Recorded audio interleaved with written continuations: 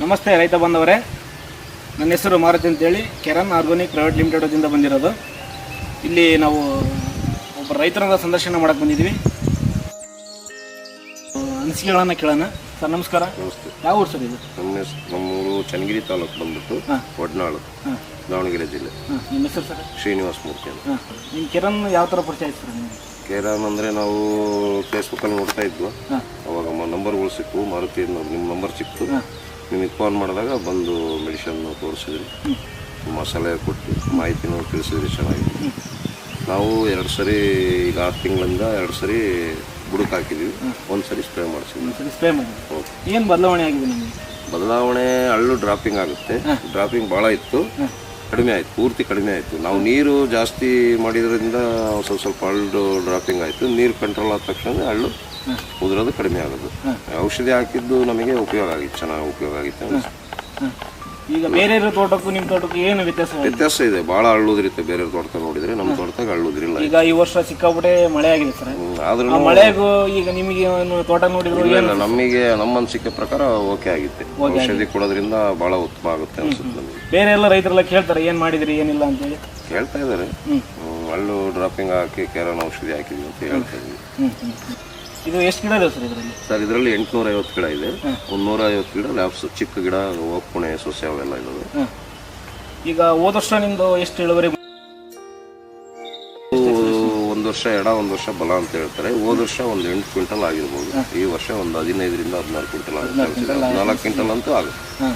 15 ಆಗುತ್ತೆ, ಡಬಲ್ ಆಗುತ್ತೆ.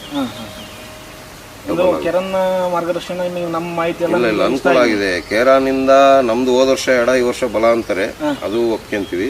ಈ ಕೇರಾನಿಂದ ಒಂದು 2.5 ಕ್ವಿಂಟಲ್ ಎಕ್ಸ್ಟ್ರಾ ಅಡಿಕೆ ಬರುತ್ತೆ ಅಂದ್ರೆ ತಪ್ಪೇನು. 2.5 ಕ್ವಿಂಟಲ್ ಜಾಸ್ತಿ ಬಂದಿದೆ. ಹೌದೌದು. ಒಂದು 20,000 25,000 ಖರ್ಚು ಮಾಡಿದ್ರೆ ಒಂದು 3 ಕ್ವಿಂಟಲ್ ಅಡಿಕೆ ಸಿಕ್ಕಿದೆ, ಏನು ತೊಂದರೆ ಇಲ್ಲ. 25,000 ಖರ್ಚು ಮಾಡಿರೋದ್ರಿಂದ 1.5 ಲಕ್ಷ ಲಾಭ ಅಂತಾನೆ ಹೇಳ್ಬೇಕು. ಅವ್ರಿಗೆ ಲಾಸ್ ಏನು. ಮತ್ತೆ ನಮ್ಮ ರೈತರಿಗೆ ಏನೇನು ಹೇಳಕ್ ಇಷ್ಟಪಡ್ತೀರಿ? ರೈತರಿಗೆ ಏನು ಹೇಳೋದು ಅಂದ್ರೆ, ಕೇರನ್ ಔಷಧಿ ಒಳ್ಳೆ ಕೆಲಸ ಮಾಡುತ್ತೆ. ಶೀತ ಕಡಿಮೆ ಆದರೆ ಅವ್ರ ಮಾರ್ಗದರ್ಶನ ಕರೆಕ್ಟಾಗಿ ನಾವು ತಿಳ್ಕೊಂಡ್ರೆ ಭಾಳ ಅನುಕೂಲ ಆಗುತ್ತೆ ಅಂತಲೇ ಹೇಳ್ಬೋದು. ಈ ನಮ್ಮ ಕೆರನ್ ವತಿಯಿಂದನೂ ಮತ್ತೆ ಮಾರ್ಗದರ್ಶನ ಚೆನ್ನಾಗಿದೆ ಅಂತ ಹೇಳ್ತಿದ್ರಿ. ಓಕೆ ಆಗಿದೆ, ಪೂರ್ತಿ ಓಕೆ ಆಗಿದೆ. ನಾವು ನೆಕ್ಸ್ಟ್ ವರ್ಷದಿಂದ ಕಂಟಿನ್ಯೂ ಮಾಡ್ತೀವಿ ಔಷಧಿ. 3 ಟೈಮ್ 2 ಟೈಮ್ ಹಾಕ್ಸ್ತೀವಿ, 1 ಟೈಮ್ ಸ್ಪ್ರೇ ಮಾಡಿಸ್ತೀವಿ. ನೆಕ್ಸ್ಟ್ ವರ್ಷದಿಂದ 3 ಟೈಮ್ ಔಷಧಿನ ಬಿಡೋದಿಲ್ಲ ನಾವು. ಯಾಕೆಂದ್ರೆ ಹಳ್ಳುದ್ರದ್ದು ಪೂರ್ತಿ ಕಂಟ್ರೋಲ್ ಆಗಿದ್ದರಿಂದ ನಮಗೆ ಗೊತ್ತಾಗ್ಬಿಡುತ್ತೆ.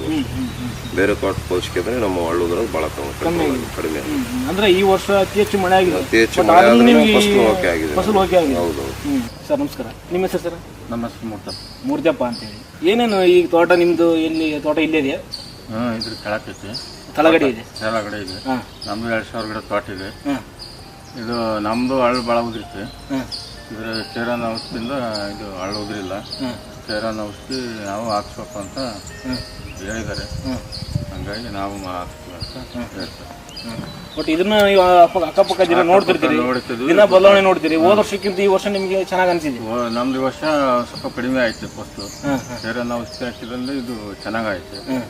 ಹಂಗಾಗಿ ನನಗೂ ಹಾಕ್ಸ್ಬೇಕು ಅಂತ ಇಷ್ಟ ಆಯ್ತು.